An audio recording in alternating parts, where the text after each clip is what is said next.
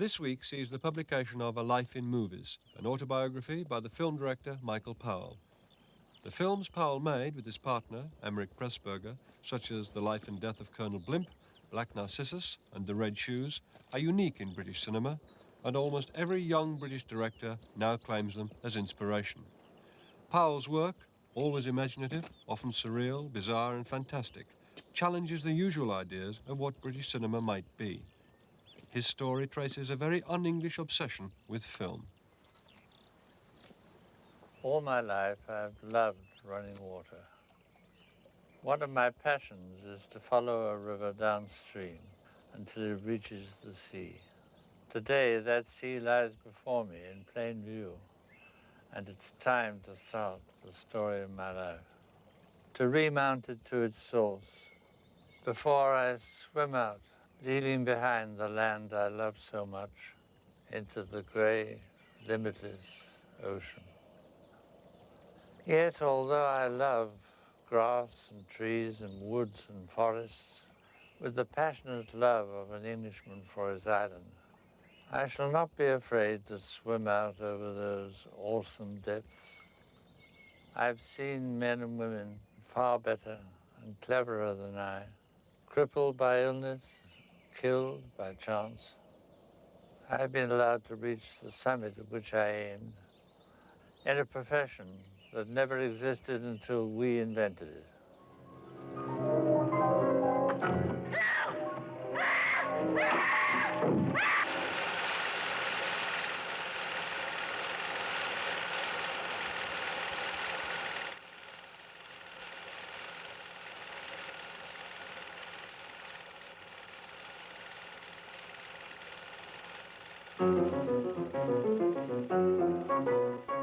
Peeping Tom speaking. I live the cinema. I chose the cinema, or the cinema chose me, when I was very young. Everything I've had in the way of education has been through the cinema. Mark, what a beautiful little boy. Who is he? Me? Of course it is. Then who took this film? My father. Peeping Tom is a film I made in 1959, and it's about a young man who grows up in terror. What's that?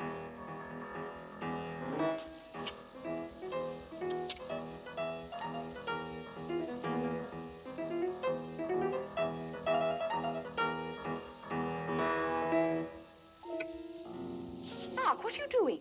Wanted to photograph you watching. No, no. His father's a scientist who's interested in scoptophilia, which is the morbid urge to gaze. And he's also interested in the reflexes of fear. He uses his son as a guinea pig and films his reflexes. But what's he doing? Giving me a present. What is it? Can't you guess? A camera.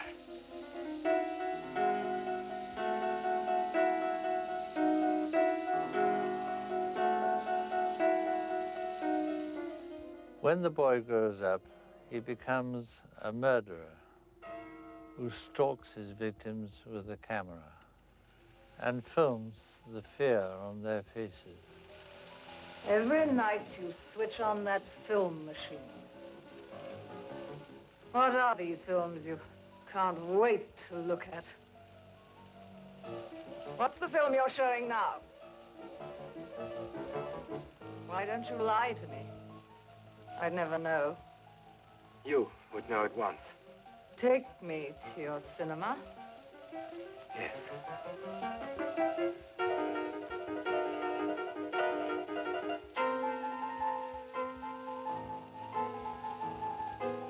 What am I seeing, Mark?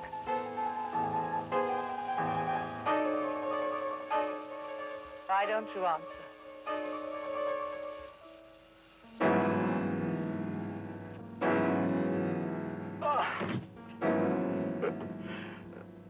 It's no good. The young man approached his life like a director. He's a technician of emotion. And I myself am thrilled by technique. I'm always mentally photographing and cutting the scene that unfolds in front of me. So I was able to share his anguish.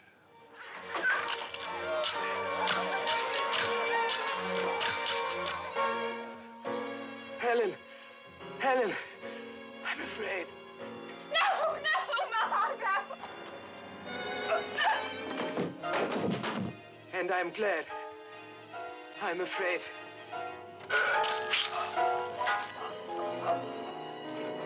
Obviously, Michael Powell made Peeping Tom in order to shock. In one sense, he has succeeded.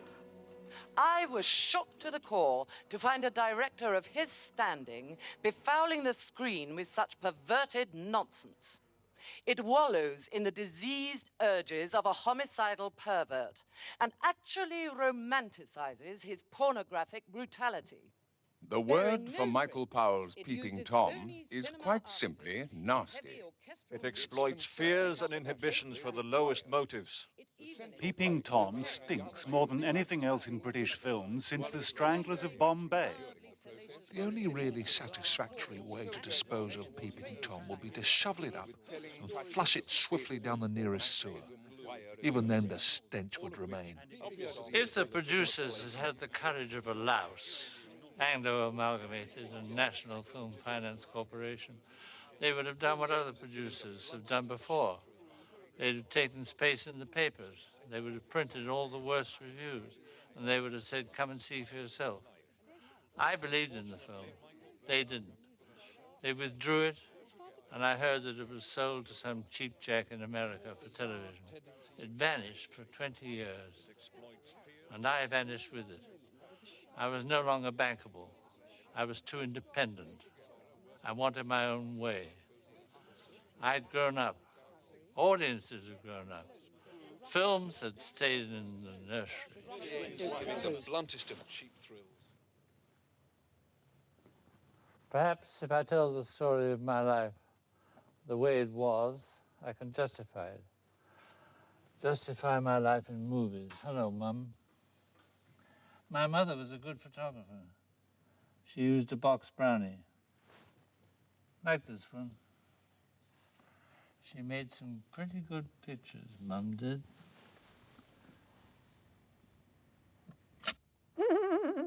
This is me with my pony, Fubsy.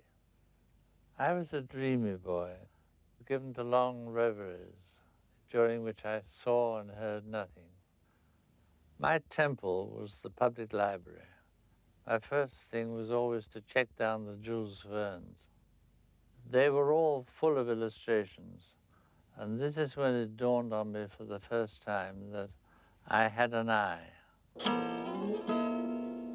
In January 1921, I saw a copy of a new magazine called The Picture Goer. I opened it and started to read. Somehow, the journalist had managed to convey the camaraderie of a film unit, the complete absence of any class distinction. And the aim was art, to go out into the real world and turn it into a fantasy world where anything could happen. This was for me. From now on, I knew that I was born to be a film director. I became a film buff. Among the films particularly admired by Powell were the spectacular, exotic works of director Rex Ingram, films such as The Four Horsemen of the Apocalypse and The Prisoner of Zenda. In 1925, Powell joined Ingram's latest production, Mare Nostrum, which starred the director's wife, Alice Terry. He worked as an assistant stillsman. This is one he took of Ingram. The film was produced for MGM at the Victorine Studios in the south of France.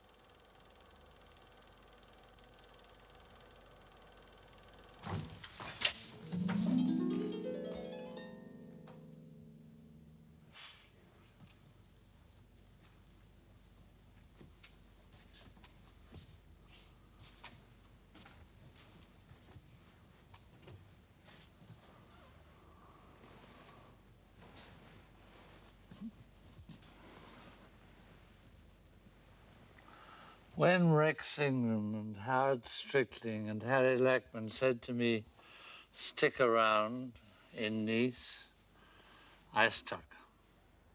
I should be so lucky. I was with a big American company working in Europe. Discipline was lax, and I had the run of all the departments. No studio police around. I was in the art department, the camera department, everywhere. But my favorite was the cutting room.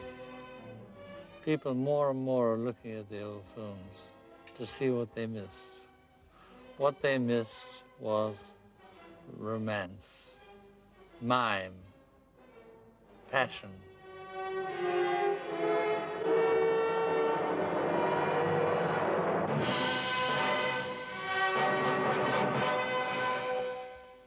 This is an original Bell & Howell camera used on Rex Ingram's production of The Garden of Allah.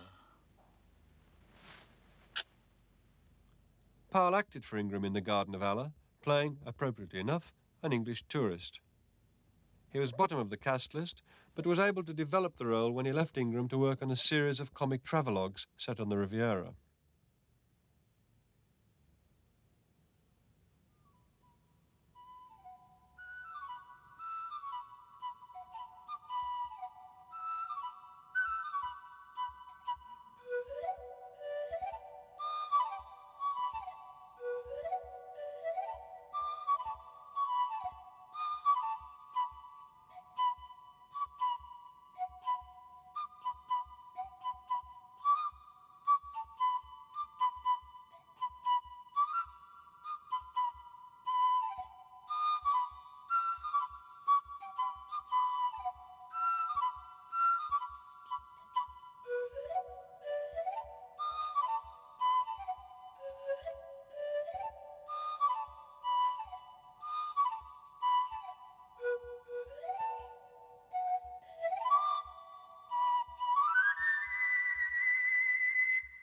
My mentor in slapstick was Jimmy Gleason. He was great, and he taught me a lot, particularly about timing. I used to watch him on the set. I was shooting stills. I'd see him marking his script, and he'd be writing 1, 2, 3, do, D-O, do. So I said, Mr. Gleason, he said, yes, Sonny? I said, you just marked your script 1, 2, 3, do. What does it mean? He looked at me. He said, Sonny, that wasn't 1, 2, 3, do. It was 1, 2, 3, do. Look, I'll show you. I'm the plumber, see? I come to fix the bathtub. I put down the old bag of tools on the table, and I hear a splash.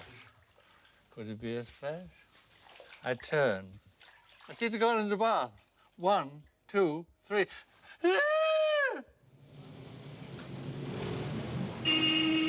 man! Hello?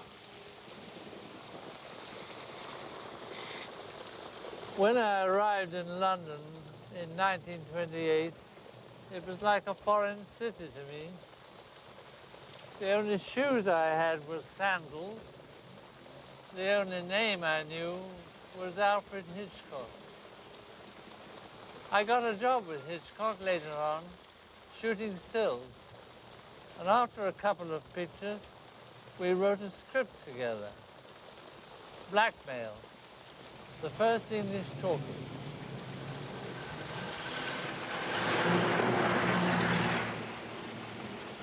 The old British film industry was churning out quota quickies, Poverty Row Productions at about a pound a foot. I cut my teeth as a director on one of these. I was 26 years old. It was a murder mystery and called 2 Crowded Hours.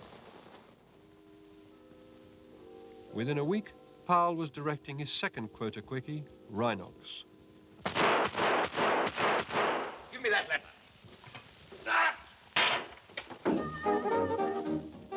Despite the lowly status of these films, Powell's talent was quickly spotted by critics. Over the next 5 years, he made 20 more low-budget films. But in my heart, I knew that my films were rubbish.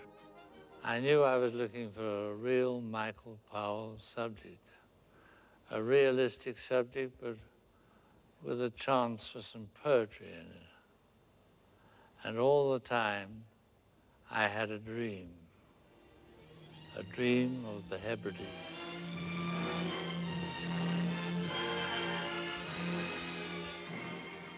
I collect islands. I like them, I love them. And whenever I hear of a new island and a new piece of water, I have to go there. Andrew? Aye? Stand by, we're putting in. So when I read about the evacuation of St. Kilda in the Hebrides, I thought, this is the story for me. This is the film I want to make. Nobody could understand why I wanted to make a film on an island when I was in demand for making thrillers. I tried to explain, and they said, "Oh, you mean like Robert Flaherty's Man of Arran?" I was livid. I said, "No, I don't mean Flaherty's Man of Arran. That's a lot of pretty pictures of seaweed and the sea and donkeys. No story. I want to make a drama with real people in it, where their whole lives are in danger. Documentaries are for out-of-work poets."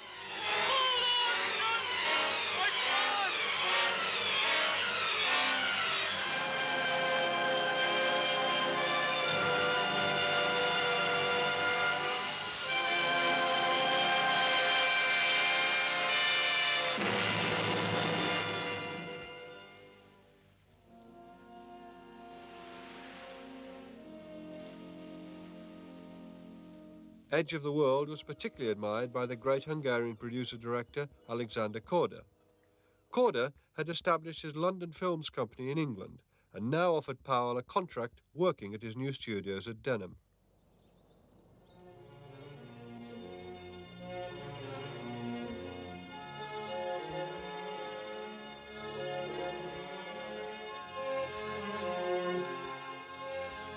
There's nothing left of Denham Studios now.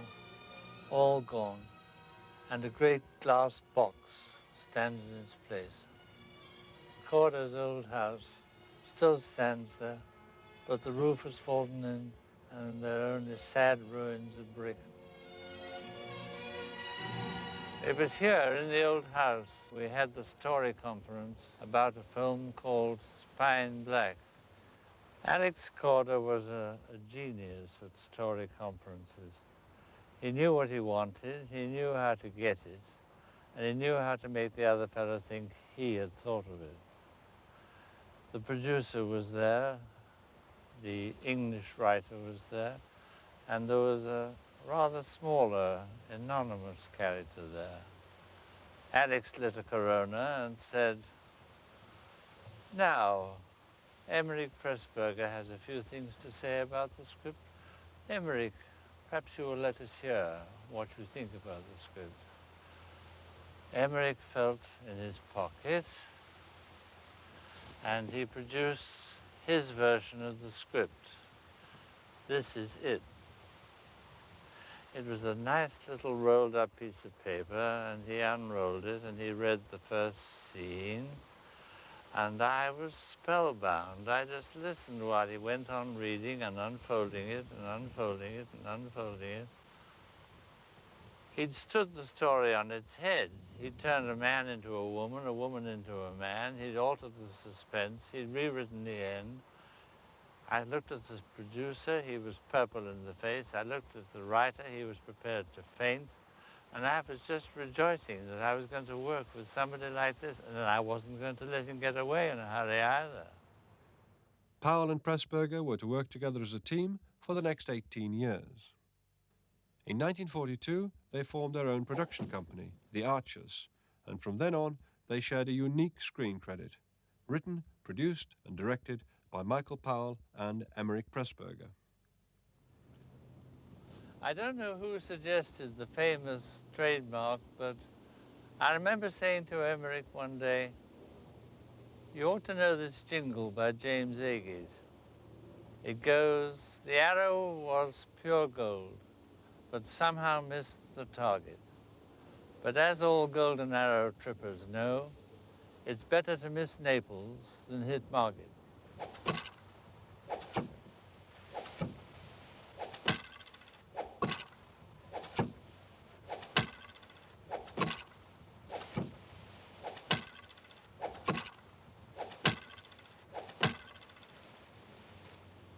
But that was in the future. Back in 1939, Hitler was rattling his saber, war was drawing nearer every day, and we were all working here at Denham on Corder's Arabian fantasy, The Thief of Baghdad. The lash that descends, the yoke that breaks, and the sword that slays. By the power and terror of these, you may conquer the earth. Lift yourselves, winds of heaven, lift till you wail aloud.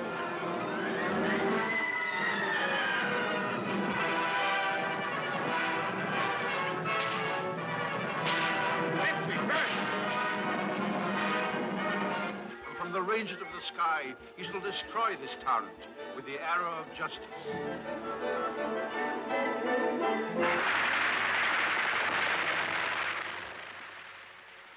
Corder promised Churchill that if war was declared, the next day he would turn the whole of Denham's resources over to making a propaganda film and have it out within 1 month. In return, he asked that the British film industry should be regarded as an essential war weapon. He got his agreement. The Lion Has Wings was an outrageous piece of propaganda. It was full of half-truths and half-lies. There were some stagey episodes which were rather embarrassing. And the commanding officer of the bomber station addresses his officers, a striking contrast to the friendly atmosphere that is Britain's way. Haben Sie es verstanden? Die Befehle, Herr Oberst. Danke, meine Herren. Heil Hitler! Heil Hitler! Still, the will to fight was there. Memo from Ministry of Information. Program for film propaganda. Feature films of the present war are already being made by private companies. A film on contraband is well underway. Heave to immediately. Let them come and get me. When we made Contraband at sea, the message was to Admiral Dönitz that in spite of his U-boats, if neutrals brought in contraband by sea, they would be arrested and probably impounded. A film being a popular medium must be good entertainment if it is to be good propaganda. Film propaganda will be most effective when it is least recognizable as such.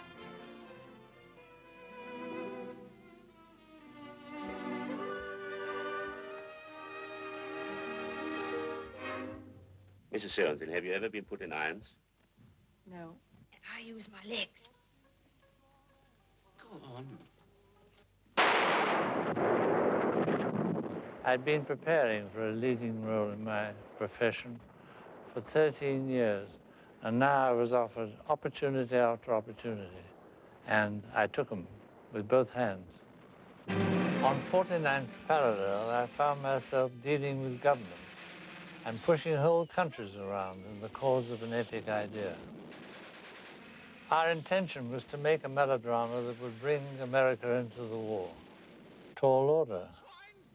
But it didn't seem impossible in 1940. 6 fugitive Nazis stranded on Canadian soil, determined to reach neutral territory. We were able to get big stars to collaborate with us, and we shot our way across Canada and back.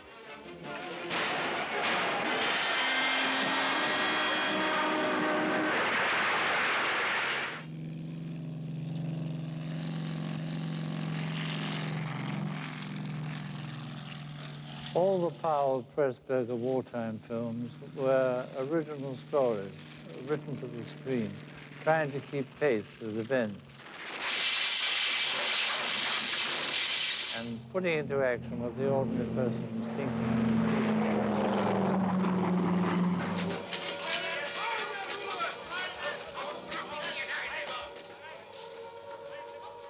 You see, that's what you're doing for us. Can you hear them running for shelter? Can you understand what that means to all the occupied countries?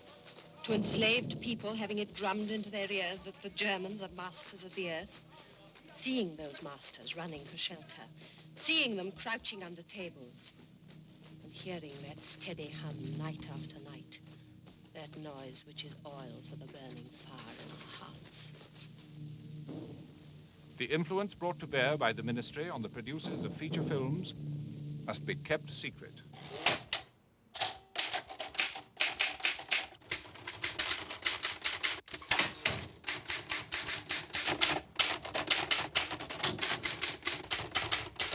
Prime Minister, I attach, as directed, a note on the blimp film, which is in course of being produced and which I think it of the utmost importance to get stopped. James Grigg, Secretary of State for War.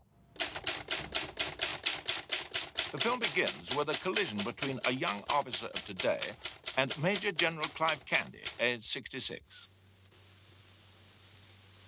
You're an extremely impudent young officer. But let me tell you that in 40 years' time, you'll be an old gentleman, too.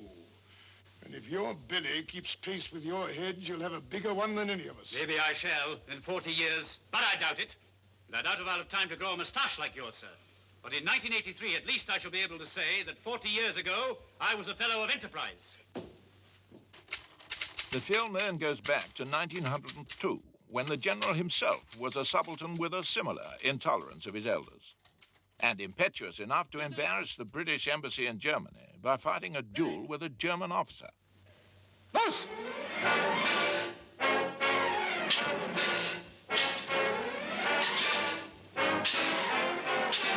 Then it traces his progress across the years in various parts of the British Empire, and so to the War of 1914-18.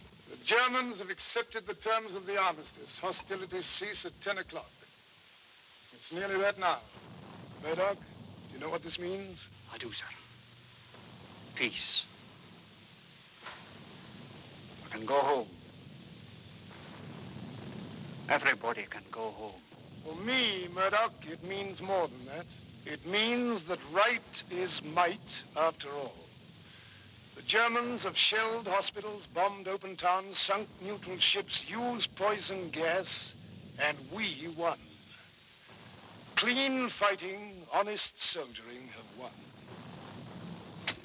Candy's attitude between the wars is a lack of comprehension as to why the Germans cannot realize that they were fairly and squarely beaten, and there is no reason why they should not make and remain friends.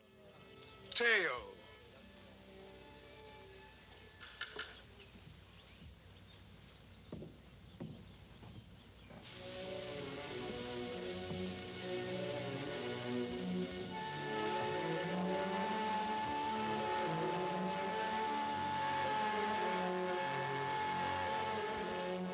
Whatever the film makes of the spirit of the young soldier of today, the fact remains that it focuses attention on an imaginary type of army officer which has become an object of ridicule to the general public.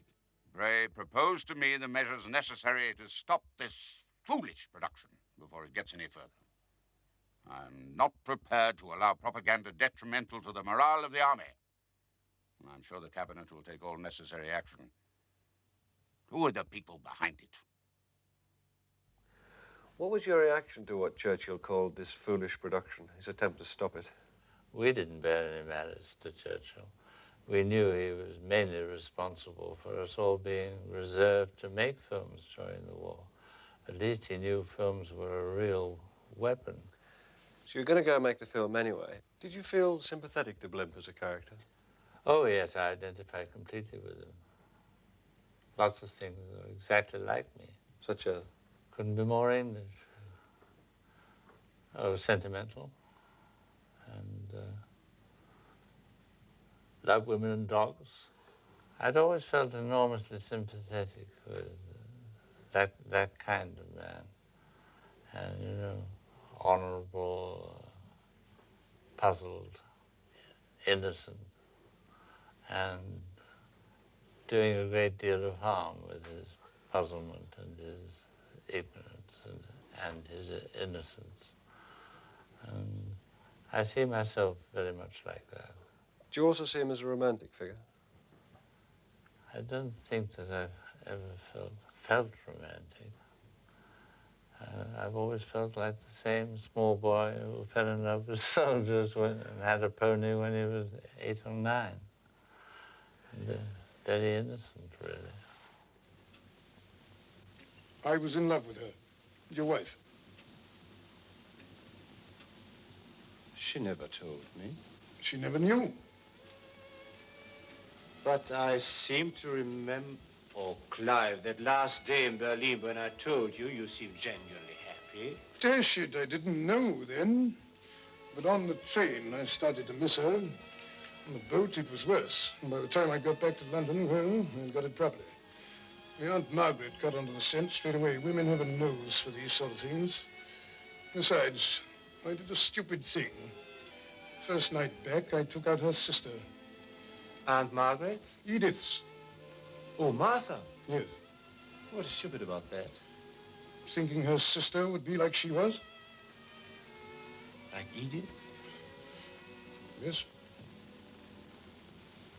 Well, you got over it? That's just it. I never got over it. Theo, this may sound a damn silly thing to say to you, but I never got over it. You may say that she was my ideal. If she were some sort of sickening, long-haired poet. All my life, I've been looking for a woman like her. So now you know. Well, of course, Emmerich couldn't write real English dialogue. He wrote wonderful dialogue. His scenes were always the right shape. But it was up to me to make them what they were in the way of Englishness, you know, the revealing things, the little things about English men and women. And naturally, in writing the scripts, the final English dialogue script was mine. When you say you always got the shape right, is there any more to be said about that? Well, you can't have higher praise, really. I always say about an actor or an actress, he or she can't possibly play that part. They're the wrong shape for it. And it's much the same with a scene. He always saw the whole thing at one moment. I often had to discover it. There was one or two famous occasions when I directed a whole sequence, not quite understanding it, and then we found out afterwards what it was really about. Michael, he would say, don't you realize? No, really, you were far too clever for me. Can you say what you think is most exemplary about the script? Most exemplary.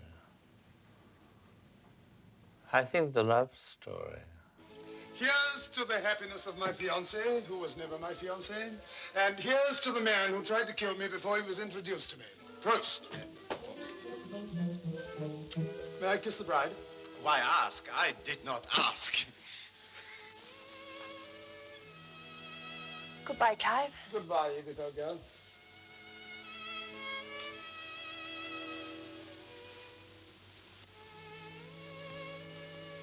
I hope we'll meet again sometime. I'm sure we shall. In the film, Blimp has a relationship with 3 women. The English governess in Berlin, the young Yorkshire nurse whom he marries, and then the young driver who drives him around in the Second World War. They're all played by the same woman, Deborah Kerr. How would you describe Blimp's attitude towards the woman in the film? Oh, blind worship. I thought the little scene, that's an answer to your question. There's a little scene I played at the fireside with the spaniel snoring, you know, and he hums, and she says, don't hum. Emmerich was furious at this. Emmerich, I hope you're watching. furious at this because he was said if my wife said to me, "Don't hum," I would hit her.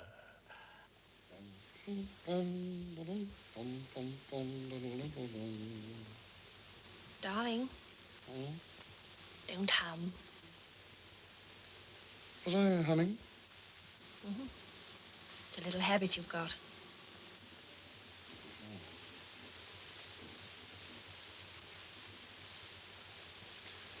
Well, what do I do if I don't hum?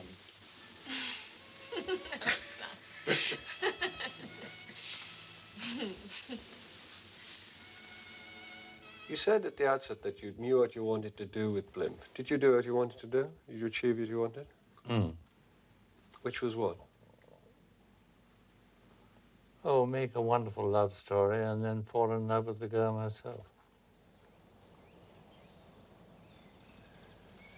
With the worldwide success of Colonel Blimp, we'd had 7 successes in a row, but the gods were already smiling. We were planning a Canterbury Tale. We wanted to explain to the Americans and to our own people the traditions and the spiritual values we were all fighting for.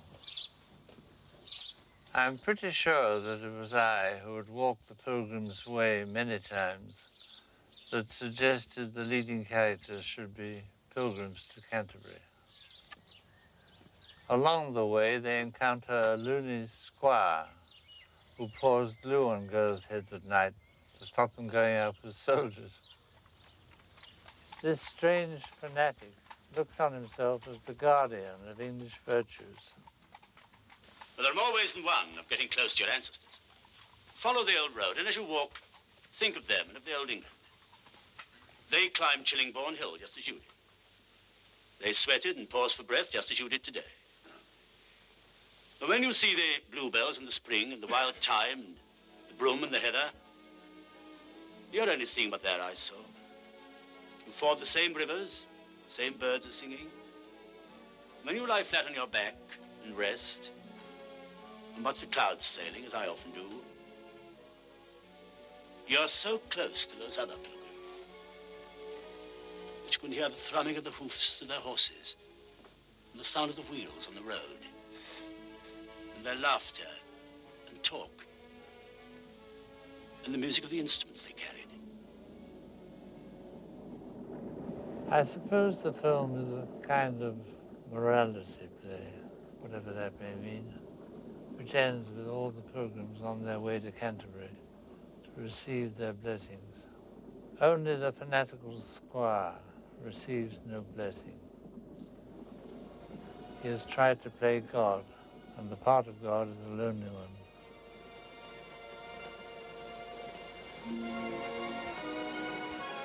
Pilgrims for Canterbury, all out and get your blessings.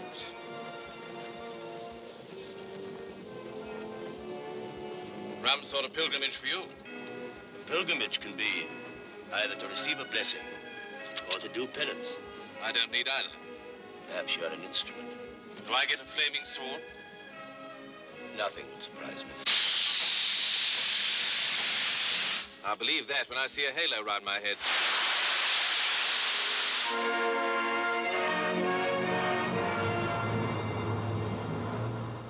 I was inspired by loyalty to place, loyalty to the narrow streets of Canterbury,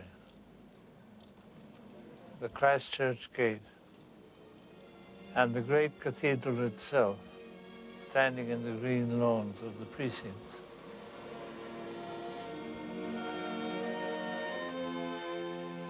Above all, I was inspired by gratitude and love for having been born a man of Kent.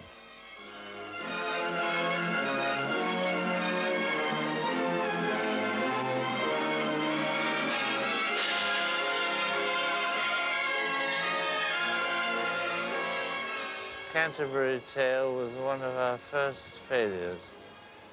The values that we were discussing were old hat. Still, we loved the picture.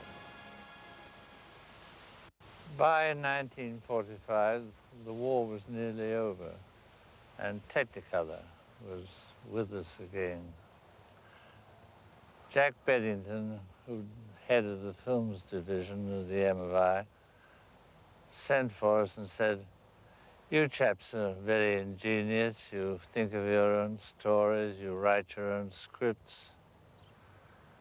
In fact, your films are more like sermons than anything else." I said, "Thanks very much." He said, no, look, surely Emmerich can think of a way to make a film to show the Americans and the English that they love each other." I want to be alone with you, June. Where were you born? In Boston. Mass? Yes. That's a place to be born. History was made there. Are you in love with anybody? No, don't answer that. I could love a man like you, Peter. I love you, June. Your life, and I'm leaving you. Where do you live? On the station? No, in a big country house about 5 miles from here. Lee Wood House. Old house? Yes, very old. Good, I'll be a ghost and come and see you. You're not frightened of ghosts, are you? It'd be awful if you were. I'm not frightened. What time will you be home? Well, I'm on duty till 6. I have breakfast in the mess, and then I have to cycle half an hour. I often go along the sands. This is such nonsense. No, it's not. It's the best sense I ever heard. I was lucky to get you, June. Can't be helped about the parachute. I'll have my wings soon anyway, big white ones. I hope they haven't got all modern. I'd hate to have a prop instead of wings. What do you think the next world's like? I got my own ideas. Peter. I think it starts where this one leaves off, or where this one could leave off if we'd listened to Plato and Aristotle and Jesus. With all our little earthly problems solved, but with greater ones worth the solving. I'll know soon enough anyway. I'm signing off now, June. Goodbye. Goodbye, June. Hello, G for George. Hello, G. George. Hello, G. George. Hello.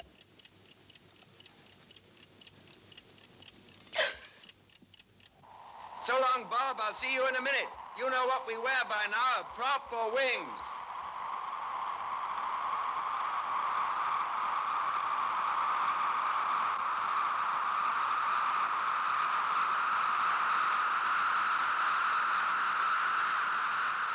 Of course, David falls in love with the girl, and the question now arises, will he be allowed to live with her and love her in this technicolor world of ours?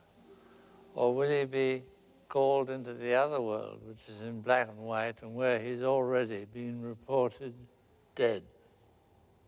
You'll proceed to Earth immediately? Oui, madame. You will explain your grave error to Squadron Leader Carter. Oui, madame. And ask him to follow you. Oui, madame. Wait.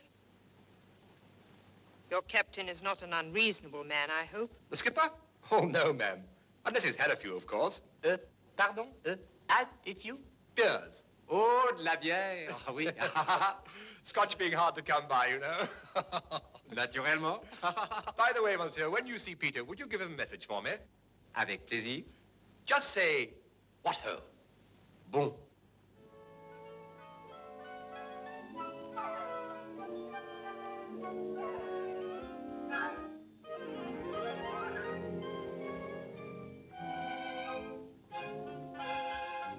When he's starved for Technicolor up there.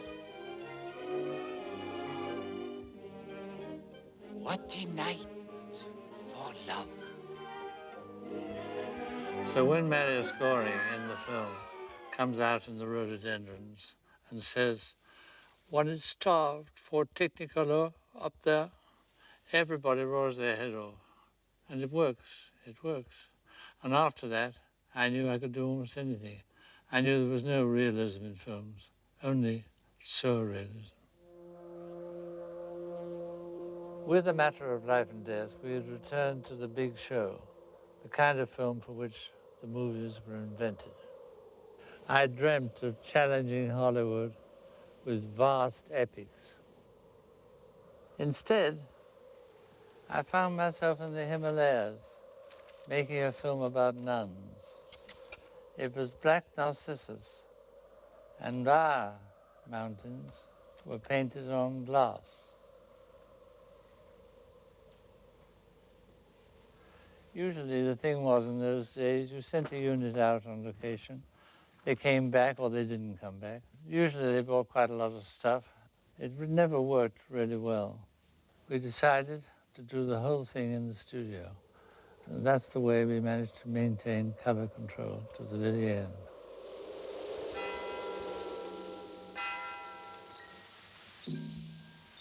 When I come to a film, it's usually been well prepared, and I start working carefully, methodically, and without inspiration.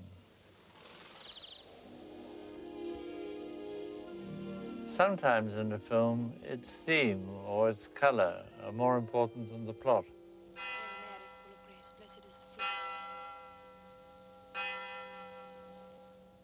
We dress the nuns in white or off-white, quite intentionally to bring down the key of the color.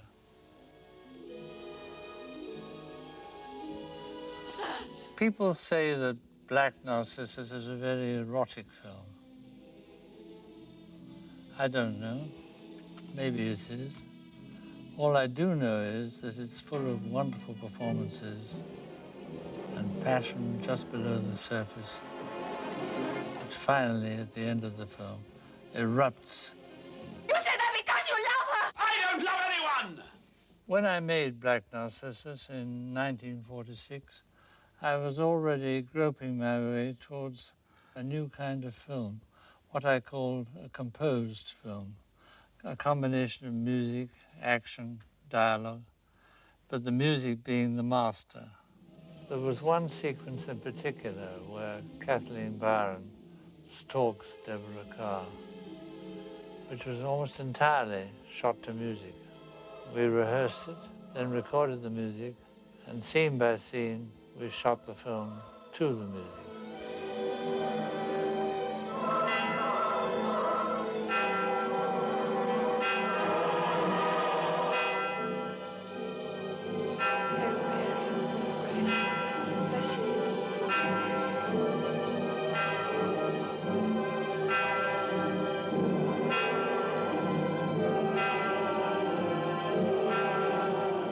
It was opera in the way that the music, the images, the voices, the acting all blended into a splendid whole.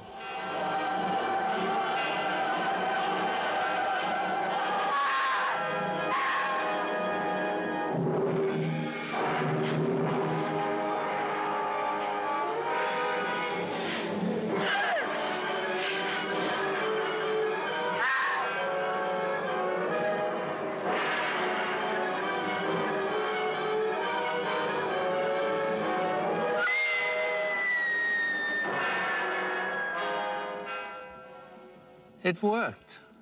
It worked. I could hardly believe my eyes. Filmmaking was never the same for me again after that. And when Red Shoes came up the year following, and Brian Easdale was the composer on that, then we worked out the whole ballet to be a composed film. The Red Shoes was based on a fairy tale by Hans Andersen. The girl longs to dance in the red shoes, but once she puts them on, she can't stop dancing until she dies. I wanted to make a real theatre fantasy, always drenched with the theatre, not nowhere, but on a stage, only a stage that took in the whole world. This is the actual little sequence that Massine choreographed himself. It was pretty raw, like a fairy tale should be. And in 42 seconds, he packed so much emotion and movement. Flung her there, up there, and we shot it like this. You know.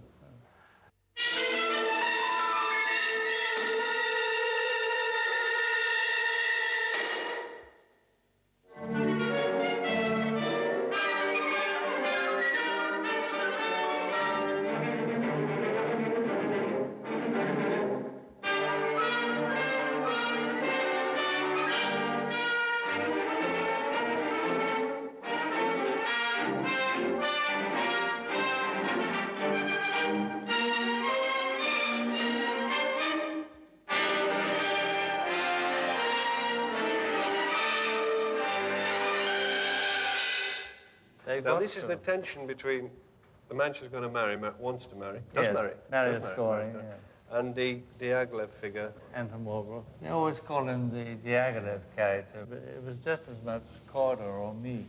There are lots of impresarios like that. Yeah. I wouldn't be surprised if you're one.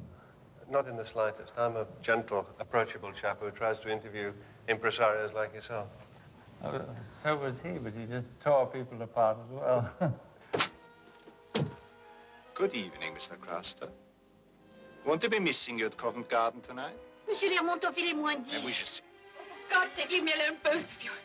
Please, Julian, wait until after the performance. It'll be too late then. You are already too late, Mr. Craster.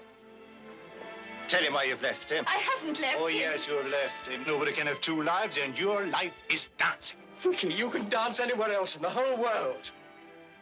Would you be satisfied with anything less than the best? If you would, you would never be a great artist. Perhaps you never will. And would you make her a great dancer as well? Never. Why do you think I waited day after day since you snatched her away from me for a chance to win her back? Because you're jealous of her. Yes, I am. But in a way that you will never understand. Were you trying to say things about artists and art and film as an art and that sort of thing, which you do mention again in your writing? And what were you trying to say there? Just the sky is the limit. That art is something worth dying for. And here in this sequence, that's exactly what she does. She decides to put on the shoes. And the shoes run away with her down the steps. And when we come to the balustrade where she's supposed to jump over, that was her dive to death. Wonderful, isn't it?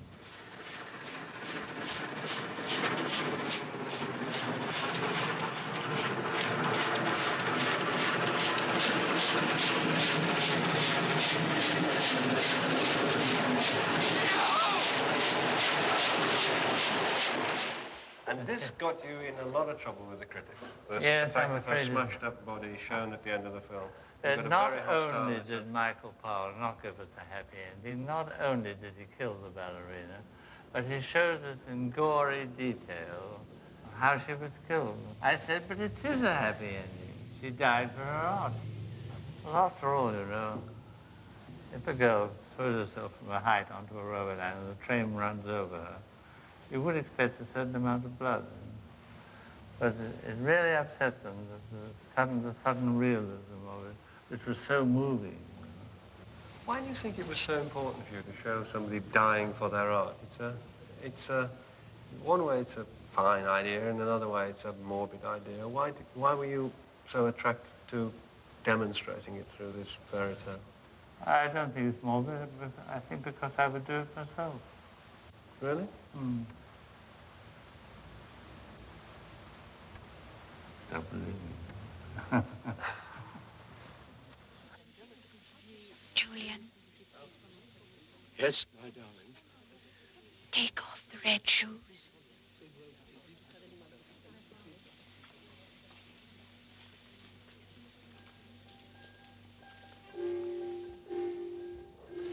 On the whole, the critics were not unenthusiastic about the film.